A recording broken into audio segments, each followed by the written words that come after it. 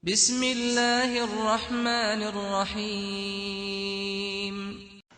بسم الله والحمد لله حمدا كثيرا طيبا مباركا فيه كما يحب ربنا ويرضى.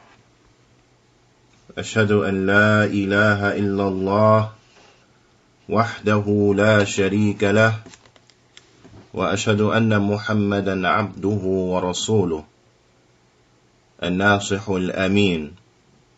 اللهم صل على نبينا محمد وعلى آله وصحبه أجمعين ومن تمسك بسنته إلى يوم الدين. ثم أما بعد. Alhamdulillah, we continue going over the explanation of the four fundamental principles, or Qawaid al-Arba' by the Imam, the Mujaddid Muhammad bin Abdul Wahhab, rahimahullahu ta'ala. In the last week's class, we had taken the introduction, Juyaanee, we gave an introduction before the actual explanation, and we took some benefit from the Basmala. Which brings us now to the first paragraph of the introduction of the author, the Imam Muhammad bin Abdul Wahhab, rahimahullahu ta'ala. He begins this tremendous dua, and he says, As'alullah al-Kareem, Rabbil Arsh al-Azim, an yatawallaka fi dunya wal-akhirah.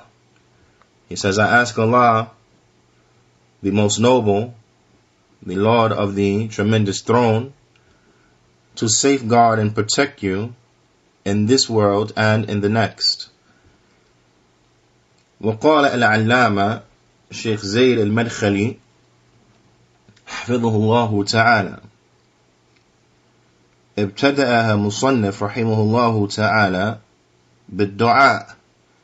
He said that the author, the Imam Muhammad bin Abdul Wahhab, rahimahullahu ta'ala, he began this tremendous book with a dua. After saying Bismillah, he began this tremendous book with a dua. وَالتَّضَرُّعْ إِلَى اللَّهِ تَعَالَى لِقَارِئِهَا وَسَامِعِهَا وَلِكُلِّ مَنْ يَطَّلَعْ عَلَيْهَا. And he began by showing humbleness to Allah subhanahu wa ta'ala for everyone who would read this book, who would hear this book, and who would study this book. نعم. وهذه طريق المؤلفين المتقدمين رحمهم الله تعالى. And this is the way of the authors of old, is that you find in their books much dua. They make dua for the reader of the book, for the one who's studying the book, for the one who's listening to the book being read to them, so on and so forth. The Shaykh, he says, لِمَعْرَفَتِهِمْ بِحَاجَةِ الْعَبْدِ إِلَى اللَّهِ عَزَّ وَجَلَّ وَإِلَى رَحْمَتِهِ وَمَغْفِرَتِهِ وَإِلَى عِيَانَتِهِ وَإِلى عِنَايَتِهِ بِهِ وَرِعَايَتِهِ لَهُ.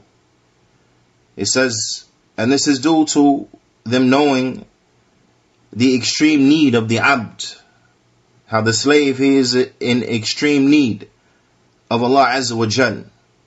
He is impoverished. He needs Allah Azza wa Jal. He needs His mercy. He needs His forgiveness. He needs that Allah Ta'ala, He watch over him, and that Allah Ta'ala take charge of his affairs and the like. فقدم الرسالة بهذه الدعاء الكريم. So he began this tremendous book with this dua, this noble and generous dua. And this is a mercy, and it shows you the reality of the ulama, and how the ulama, may Allah Ta'ala safeguard and protect those who are alive from them, and have mercy upon those who have passed away from them. They have a tremendous concern and a love for the Muslims. So it shows you the need that we are constantly in need of connecting ourselves to the ulama, and that it is never acceptable that we are detached and divorced from the ulama. The Prophet ﷺ, he says about the ulama that they are warathatul anbiya, that they are the inheritors of the prophets. So therefore, when one understands this and understands the superiority, he understands that we have to always be connected to the ulama so that we may learn our religion. But this aspect here shows you how kind and how concerned and generous the ulama they are, and how concerned they are for the Muslims. That it is expressed and it comes out even in their writings, that they make dua. They make dua for whoever from the Muslims may come across this book, who may study this book, who may read this book, who may strive to learn this book, and so on and so forth. This is important. وقال الشيخ العلامة شيخ صالح الفوزان حفظه الله تعالى هذه مقدمة عظيمة. He said this introduction is tremendous. فيها دعاء من الشيخ رحمه الله تعالى لكل طالب العلم يتعلم عقيدته يريد بذلك الحق. He said it is tremendous, this muqaddimah, it has in it a dua for every student of knowledge who is striving to learn his aqidah, because they intend and they're looking for the truth. And this is the haqq, that an individual has to strive to learn so as to find the haqq, to find the truth. وَيُرِيدُ بِذَلِكَ تَجُنُّبُ الضَّلَالِ, and they also want by that to stay away from misguidance, was shirk, and to stay away from polytheism, to stay away from shirk. Na'am. And this is something that is important and that we have to strive to do. So may Allah subhanahu wa ta'ala bless each and every one of you who came out on this morning striving to seek knowledge, striving to learn that which is correct, so that you may avoid that which is false, and so on and so forth. May Allah subhanahu wa ta'ala bless you and increase you in all of your endeavors to seek knowledge and to learn. This is mercy from Allah subhanahu wa ta'ala, and the seeking of knowledge. This is a makhraj from the fitan. This is a way out from the fitan. Imam Wadi'i, Imam Muqbil, rahimahullah ta'ala, in his book, Escape from the Fitan, Escape from the Trials and the Tribulations, Makhraj min al-Fitan, he explains therein the need of seeking knowledge, and how when the fitna comes, a person, he has to go to the seeking of knowledge. If you look to the fatwa and the advice of the ulama during the different and various times of fitna, you will find this as a common theme, is that they encourage the Muslims to take to the seeking of knowledge and to turn their backs on the fitna. There was a saying amongst the students of knowledge, when the fitna will come, they will say to close the door and open the book. Meaning, close the doors on the fitna and to open up the books and to learn and to busy oneself with learning.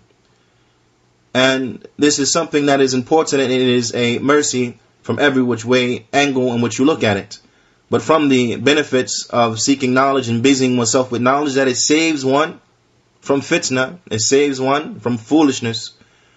So for those sisters who want to concern themselves and sit around in backbiting circles and so on and so forth, and they want to gossip because they're in love with the tabloid culture and the soap opera type lifestyles and the like, then you find that for the sister who's striving to memorize Qur'an al-Arba' and to read through the explanations of the ulama as relates to this tremendous book, she's not going to have any time for those individuals, nor will she be able to stomach those individuals. And on the flip side, those individuals wouldn't want her around. So therefore you find that she saves herself from being involved in the likes of this foolishness. She saves her ear for being a vessel so that the ghiba and the namima can be poured into it. She saves herself from falling into this nasty and despicable sin because she's concerned with the seeking of knowledge and not concerned with those things that concern the minds of little and simple-minded people. So there's a benefit in the seeking of knowledge. So I encourage my sisters, as I encourage myself, to be serious with regards to seeking knowledge, to be serious with regards to studying, to be serious with regards to seeking after that which would benefit you, and to close your doors on all types of foolishness, all types of calamities, and so on and so forth. Ala kulli hal, the Shaykh, he begins by making this dua for the reader, for the student, for the one who listens to it, so on and so forth. It is important to note that when it comes to dua, as Shaykh Fawaz bin Ali al-Madkhali, hafidhahullah ta'ala, Shaykh Fawaz, hafidhahullah ta'ala, he mentions that dua is on 4 different ways, or let me say, from 4 different angles you can make a dua. From 4 different angles or ways you can make a dua. And although the actual verbiage is escaping me right now, it will be clear what I intend when we go through the ways. So inshallah ta'ala, I want you to now be prepared to write these ways, inshallah ta'ala. The 4 different ways or standpoints that you can make a dua. طيب. The first one, the Shaykh, he says, أن يدعو الإنسان لنفسه, that a person, he makes dua for himself. The first one, a person, he makes dua for himself. طيب. So again, from the ways of dua is that a person, he makes dua for what? For himself. طيب, and that's like, an example of that is like, Allahumma innaka afuun tuhibbul afu fa'afu anni. An example of that is like, the dua, oh Allah, you are the pardoner, or you are the pardoner, and you love to pardon, so therefore pardon me. Oh Allah, you pardon, you love to pardon, so therefore pardon me. Right? You find in this dua person, he brings the pronoun for himself. Fa'afu anni. So pardon me. This is the first type. The second way is to make dua for someone else. Second way is that you make dua for someone else. Right? And yad'u lighayrihi, that he makes dua for someone else. An example of this is like we have in this tremendous text here. An example of this is like that which we find in the text. As'alullah an yaj'alaka mubarakan haythuma kunt. I ask Allah to make you blessed wherever you may be. This is a dua for someone else. The third type, أن يدعو لنفسه ولغيره بالضمير الجمع. The second, or the third, type is to make dua for yourself and for others by using a plural pronoun. ضمير الجمع. ضمير المتكلم الجمع. نعم, that you use a first person pronoun which indicates a plural, meaning we. Right? We. For example, like in the dua, رَبَّنَا آتِنَا فِي الدُّنْيَا حَسَنَةً وَفِي الْآخِرَةِ حَسَنَةً وَقِنَا عَذَابَ النَّارِ. Naam. And I'm stressing the na, so that you understand this here is the dhamir that indicates a plural of the first person, meaning we, right? Like in this dua, O our Lord, naam, give us in this world good, give us, right? That us, or we, yani, give us in this world good, and in the akhirah good, in the next world good, and protect us from the fire. And protect us from the fire. So you find that this dhamir, which indicates we, or translated as us or our, it is a jamr that includes yourself and those that you're making dua for. So the third type again is to make dua for yourself and for others by using a pronoun which indicates plural, by using a first person pronoun which indicates a plural, meaning we, us, so on and so forth.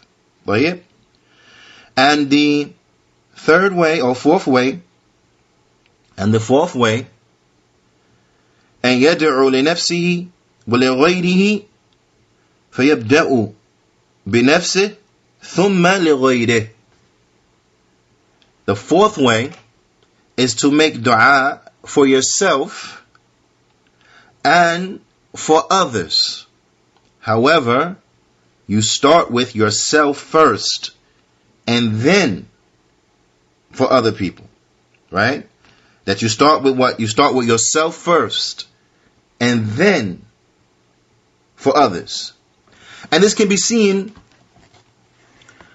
in the dua of Nuh alayhi salatu wassalam, as Allah subhanahu wa ta'ala, He informs us of at the end of Surah Nuh. And that is in the statement, رَبِّ اغْفِرْ لِي وَلِوَالِدَيَّ وَلِمَنْ دَخَلَ بَيْتِيَ مُؤْمِنًا وَلِلْمُؤْمِنِينَ وَالْمُؤْمِنَاتِ, which translated means, and this can be found in the 28th ayah of Surah Nuh. So again, this ayah 28 from Surah Nuh. It translated in this, and it means, my Lord, forgive me. رَبِّ اغْفِرْ لِي, li. Oh my Lord, forgive me. Right?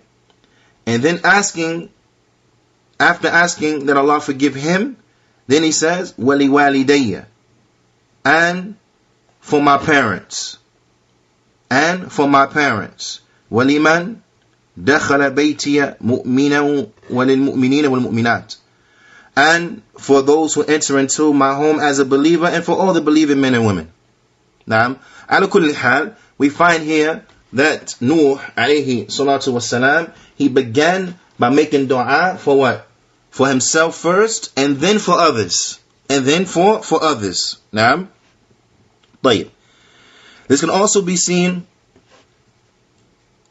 in Allah Ta'ala's statement as it comes in Surah Al-Hashr in his verse number 10. So again, that's Surah Al-Hashr in his verse number 10. Where Allah subhanahu wa ta'ala, He informs us of the dua of the believers. He informs us of the dua of the believers. And that is inside of His statement, رَبَّنَا اغْفِرْ لَنَا وَلِإِخْوَانِنَا الَّذِينَ سَبَقُونَا بِالْإِيمَانِ. That, O our Lord, forgive us and forgive our brothers who have preceded us in faith. So you find here still a person, he is starting by using a pronoun which is indicative of himself as well, or which also points to himself.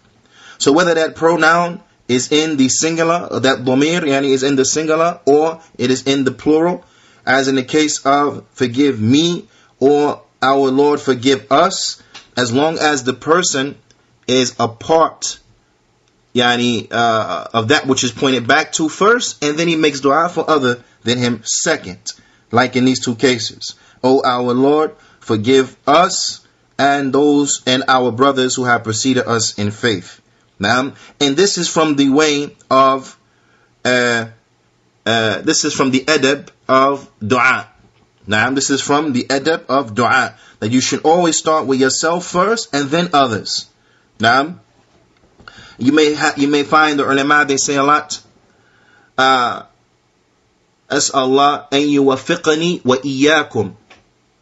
Now, that ask Allah to give me and then you this success. Naam.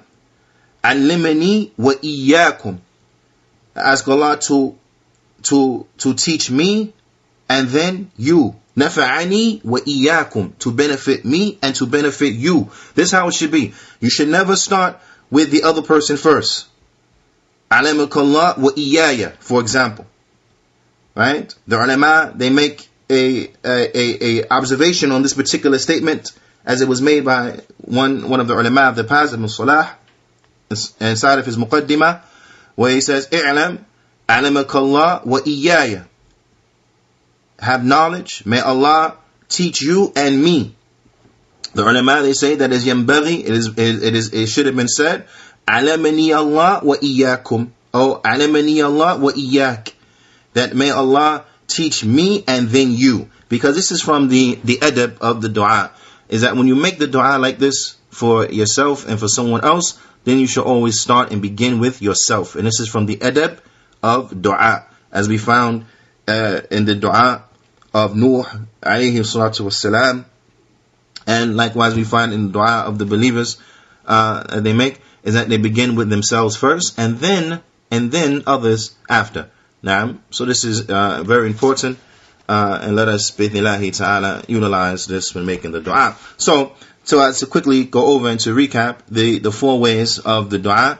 The first way is that a person, he makes dua for himself, right?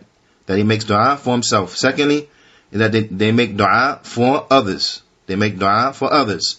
Thirdly, they make dua for themselves and others by using a pronoun which indicates first person and plural. Fourthly, they make dua for themselves and others, but they start with mentioning of themselves first and then others. Mentioning of themselves first and then others. Now, if anyone needs a recap on those four, inshallah ta'ala, just make an indication inside of the text box there, inshallah. طيب. فقال الشيخ فوزان حفظه الله تعالى that this dua is for the one, the Shaykh, he's making this dua for the one who he is trying and striving hard to learn his aqeedah, so that he may be upon that which is right and he may avoid and stay away from the misguidance and stay away from shirk, and stay away from the shirk. Naam. So that this individual, he is deserving of the dua. He's one who deserves that this dua be made for them. Naam. But before mentioning that, just as to recap, the number 3, the third one, it was to make dua for yourself and for others by utilizing a first person pronoun in its plural tense.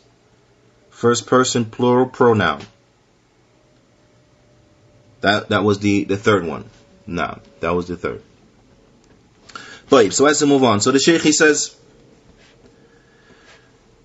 فَإِنَّهُ حَرِيٌّ بِأَنْ يَتَوَلَّاهُ اللَّهُ فِي الدُّنْيَا وَالْآخِرَةِ, that the one who is striving to learn his aqeedah, he's striving to learn that which is right, so he can coincide with that which is right and stay away from that which is wrong, then this individual, he is worthy that Allah subhanahu wa ta'ala يَتَوَلَّاهُ فِي الدُّنْيا وَالْآخِرَةِ, that Allah, he يَتَوَلَّاهُ, which is translated as safeguard and protect and so on and so forth. Bidnillahi ta'ala, we want to look at this particular sentence and this particular word so that we can gain some understanding of that which is intended by it and that which is implicated by it, inshallah ta'ala.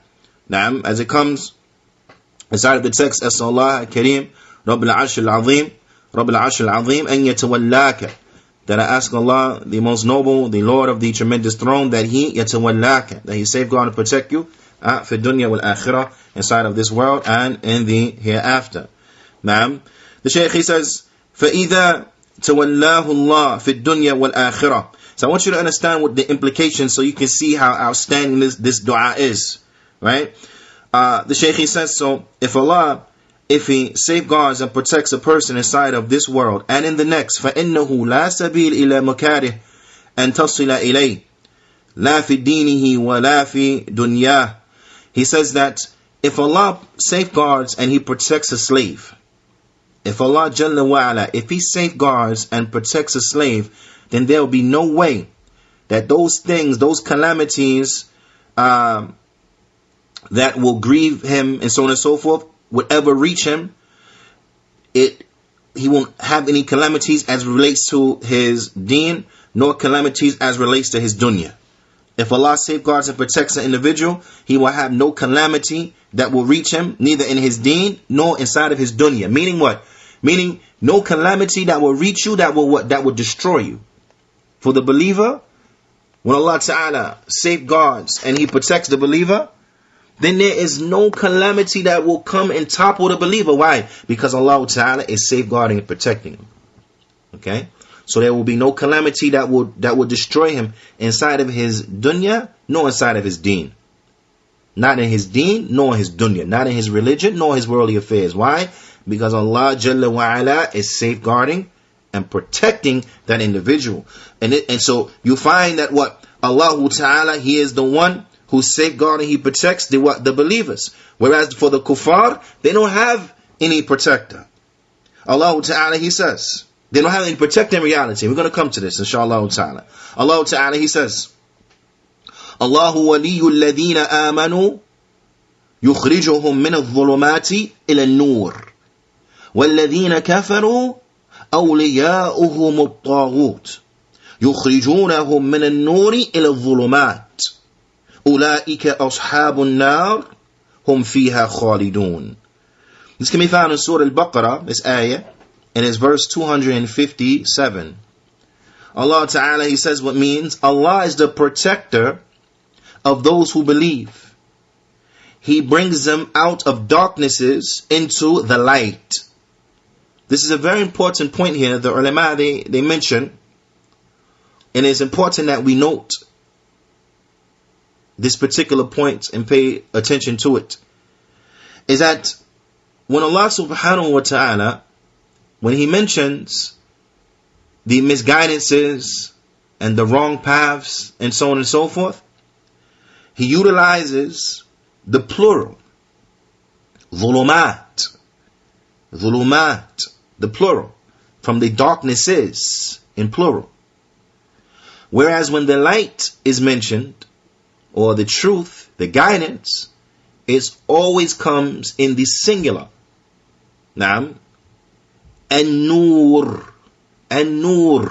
This is the singular, the light. And the ulama, they say this is because the truth is one. The truth is one. Right? Whereas misguidance, then the road of misguidance are many. The way that leads to the Jannah is one way. There's only one way that leads to the Jannah.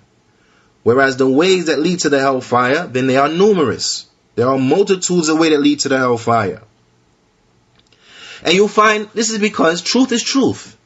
Right? Truth is truth.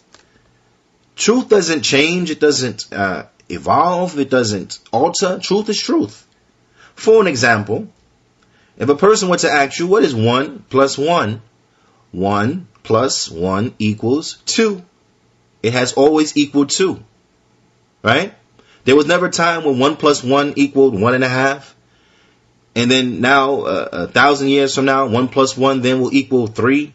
No, 1 plus 1 equals 2. There's only one right answer. You can't come and you say, but there are multitudes of right answers. There's a multitudes of truths in many ways, many paths that ultimately lead to one summit, and so on and so forth. The truth is not a mountain. Okay? All the spokes lead to the center of the wheel. The truth is not a wheel. Alright? Ala kullin, the truth is one. There's no multiple truths. The truth is one. Whereas the misguidances are many. There are many different ways to go to the hellfire. Person could go to the hellfire, he could take the road of worshipping a cow. Person go to the hellfire, he could take the road of worshipping a stone. Person goes to the hellfire, he could take the road of worshipping a tree. Person want to go to the hellfire, he could take the road of not worshipping nothing and not believing in Allah Ta'ala. There are many different ways that lead a person to the hellfire. But as far as the Jannah, there's only one way leads to the Jannah, and that's the deen of al-Islam. That's it. That's it.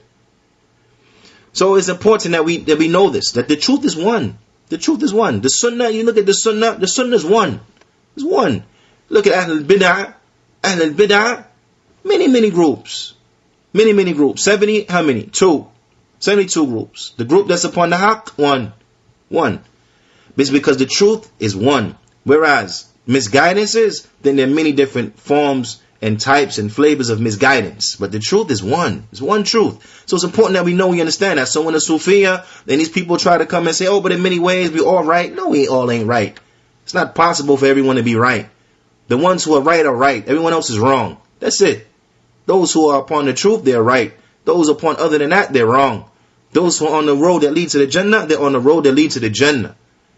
Those who are on the other roads, they're on the roads that lead to the hellfire. That's it. There's no apologizing or trying to sugarcoat that or appease people and make them feel better about themselves because they're upon misguidance. No. If we have true concern for people, then we have to call them to that which is right. Not appease them and they're upon foolishness. No. We call them to that which is right. It's like if a person had something that was harmful to him inside of his food.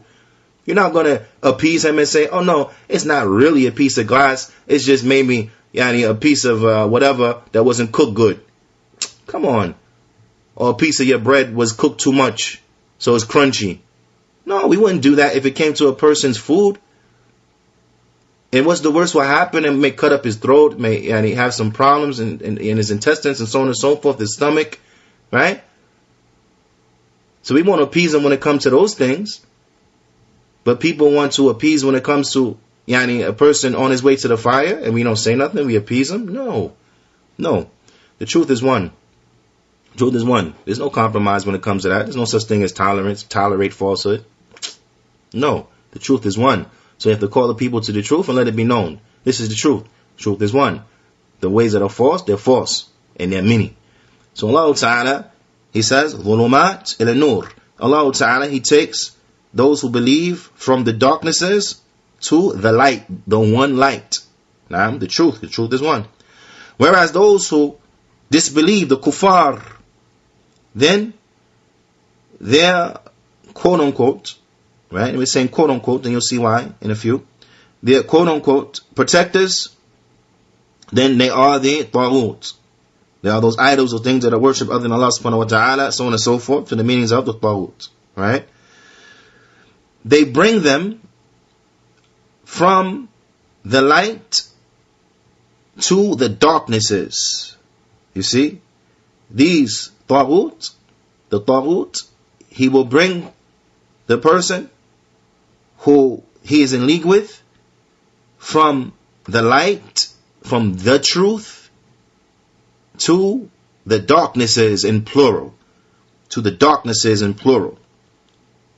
You see? Allah Ta'ala, He ends the ayah by saying what means, and they are the companions of the fire, and they shall be there forever. Because as we mentioned, those darknesses, those many dark ways and paths, then they all lead to what? Not the summit of a mountain, not the inner center of a wheel, but they lead to the hellfire. They lead to the hellfire. The Shaykh, he says, فَإِذَا تَوَلَّاكَ اللَّهِ. So if Allah safeguard and protect you, now I want you to understand and listen now, right? Because the ulama, they're very, they're very precise in their wording. They're very precise in their wording, and so on and so forth. The Shaykh, he's making this dua because this dua is tremendous. And we ask Allah Ta'ala to bless each and every one of us with this. Now, the Shaykh, he goes on, he says, because if He safeguards and protects you, He brings you out of the darknesses. He brings you out of the darknesses. You see that? Yani jazaa min jins al-amal. The reward of actions will be in accordance or the reward for a deed will be in accordance to the deed. A person is striving to be, to learn what is right. He's striving to be upon that which is correct. He's striving to be upon the truth, and so on and so forth, right? Then Allah Ta'ala, He will guide him from the wrong ways. He will guide him from the misguidances, and He would lead him to the truth. He will lead him to the truth. So the Shaykh is saying, if Allah safeguards and protects an individual, He will take that individual out of the darknesses. What are those darknesses? The Shaykh, he says, dhulumat shirk, from the from the many types of darknesses of shirk, as we explained, the many flavors of shirk. A person can pray to a animal. This other one can pray to a stone, an animate object, a statue, what have you. This one can pray to a celestial body, be it the moon, the sun, a star, and so on and so forth. But at the end of the day, it's what? It's all shirk. It's all shirk. Many different types of forms, but it's all shirk. It's the darknesses of shirk, many darknesses of shirk. Likewise, Shaykh says also from the darknesses of kufr, from the many different divisive and dark ways of kufr, whether that kufr be in a form of democracy, or that kufr be in a form of communism, or that kufr be in a form of Rastafarianism, or Buddhism, or Hinduism, or 5% nation, or what have you, right? Many different ways of kufr, many different ways of kufr. But at the end of the day, kufr is kufr. It all leads to the fire. Many different roads of darknesses all lead to the fire. And the Shaykh, he says, with shukuk, and for all types of splitting, with ilhad, and all types of heresy, as you find the heretic ways and that which was split and divorce you from the truth, then there are many. The ways, there are many. The Shaykh, he says, ila nur iman. Allah will lead a person from these different darknesses to the light of iman. He will lead a person from these different darknesses, whether it was the darknesses of shirk, the darknesses of kufr, in heresy, and so on and so forth. He will lead him from these darknesses to what? To the light of iman. To the light of iman, wa ilmun nafi', and for beneficial knowledge, wa amalu salih, and righteous good deeds. Allah Ta'ala, He will lead a person from this. And the proof of that is this ayah. Allahu waliyyu alladhina amanu, yukhrijuhum min adh-dhulumati ila an-nur. Allah is the protector of those who believe. He takes them out of darknesses into the light. So if Allah Ta'ala safeguards and protects you, He will bring you from the darknesses into the light. He will bring you from that which is misguidance to the guidance. He will safeguard and protect you in this world and in the next. The Shaykh, he says, when speaking about the flip side now, right? The Shaykh, he mentions, he says, ذَلِكَ بِأَنَّ اللَّهِ مَوْلَى الَّذِينَ آمَنُوا. That is because Allah, He is the protector of those who believe. وَأَنَّ الْكَافِرِينَ لَا مَوْلَى لَهُمْ. But with regards to the kuffar, they don't have a protector. Allah Ta'ala, He says, and this can be found in Surah Muhammad in his verse number 11. Surah Muhammad, verse number 11. Once more, Allah Ta'ala, He says, ذَلِكَ بِأَنَّ اللَّهَ مَوْلَى الَّذِينَ آمَنُوا وَأَنَّ الْكَافِرِينَ لَا مَوْلَى لَهُمْ. And that is because Allah is the protector of those who believe, and those who disbelieve, they don't have any protector for them. This is why before we said the quote unquote, right? Because in reality, those who disbelieve, they don't have a protector. Whereas those who believe, they have a protector. Those who believe, Allah Ta'ala, He safeguards and protects them in this world and in the next. So there's no calamity that will come that will take them out. Whereas the kuffar, they don't have protectors. They don't have a protector. So therefore you find that they are destroyed and taken out by calamities daily. The Shaykh, he goes on and he mentions, the Shaykh Salih Fawzan, Ta'ala, he mentions, فَإِذَا تَوَلَّاكَ اللَّهِ بِرِعَايَةٍ. He says, so if He safeguards and protects you by His supervision and watching over you, وَبِتَوْفِيقِهِ, and by giving you the success, وَهِدَايَتِهِ, and by guiding you, فِي الدُّنْيَا وَفِي الْآخِرَةِ, inside of this world and in the hereafter, فَإِنَّكَ تَسْعَدُ سَعَادَةً لَا شَقَاءٌ بَعْدَهُ أَبَدًا. He said, then verily you would have attained the happiness that happiness, or you will become happy with a happiness the likes of which is not followed by any type of misery ever. The happiness that is not followed by any type of misery ever. Fi dunya yatawallaka, inside of this world, Allah will safeguard and protect you. Naam. Write this down. Inside of this world, Allah will safeguard and protect you by what? Bil hidayah. By guiding you. Allah will safeguard and protect you by guiding you. Naam. With tawfiq. And by giving you the success. You see? By guiding you to the guidance, and then what? Giving you the success to adorn yourself with it and to be upon it. طيب. وَسَيْرَ عَلَى minhaj Salaam, and by guiding you so that you traverse upon the correct methodology. You understand? Because Naam, Alhamdulillah ala ni'mat al-Islam. All praise and thanks belong to Allah for the bounty of al-Islam. Naam, because we know that Islam is the only deen that is true. Right? So alhamdulillah, Allah subhanahu wa ta'ala, He guided us to al-Islam. But you see here the Shaykh, he mentions, he says, وَسَيْرْ عَلَى مِنْهَجِ الْحَقِّ, or سَيْرْ عَلَى مِنْهَجِ السَّلِيمِ, and also that you traverse upon the right and correct methodology, as-Salafiyya. Naam. Because we know that those who are from the Muslims, but they are upon ways of bid'ah, then they are still in trouble. They're still threatened of having to go to the fire to be cleansed because of the bid'ah. Naam. So the Shaykh, he says, and also when Allah safeguards and protects the individual, is that they traverse and they tread upon the right methodology. So this is why you find that the Salaf, they will say, Alhamdulillah ala ni'mat al-Islam was-sunnah. All praise and thanks belong to Allah for the bounty of al-Islam and the Sunnah. And the Sunnah. Naam. It's important. But this is from what it means to be safeguarded and protected by Allah subhanahu wa ta'ala inside of this world. That a person, he's upon the guidance, he's given the tawfiq to accept the guidance, and he traverses upon the correct methodology. Naam. وَفِي الْآخِرَةِ, and inside of the hereafter, يَتَوَلَّاكَ, Allah will safeguard and protect you, بِأَن يُدْخِلَكَ الْجَنَّةِ, بِأَن يُدْخِلَكَ الْجَنَّةِ, that He will enter you into the Jannah. Naam. In the Akhirah, Allah will safeguard and protect you by entering you into what? The Jannah. Think about the Akhirah. Think about Yawm al-Qiyamah. The day that there will be a lot of scary and horrifying things. People being carted away to the hellfire forever. Now, a person on this day, he will want to be safe. He will want to be safe. He wouldn't want his abode, or she wouldn't want her abode to be the hellfire forever. If Allah is your safeguard and your protector in the Akhirah, your final abode will be the Jannah. Your final abode will be the Jannah. Allah will safeguard and protect you throughout all of those horrifying occurrences until your final abode will be the Jannah. You'll be entering into the Jannah. And the Shaykh, he says, Khalidan, Mukhalladan, you will enter into the Jannah for forever. Forever. You shall abide therein forever.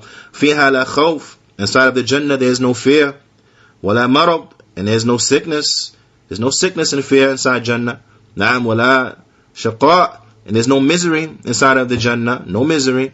Wala kibar, and there is no old age inside of the Jannah. There's no old age inside of Jannah. Naam. Wala makari, and there's no calamities. There's no distasteful or any harmful things in the Jannah. None of this is inside the Jannah. The Shaykh says, هذه ولاية ولاية الله لعبده المؤمن في الدنيا والآخرة.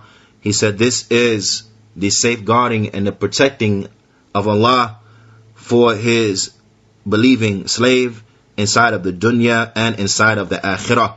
When we reflect just on the meaning of that portion of the dua, نعم, أن يجعلك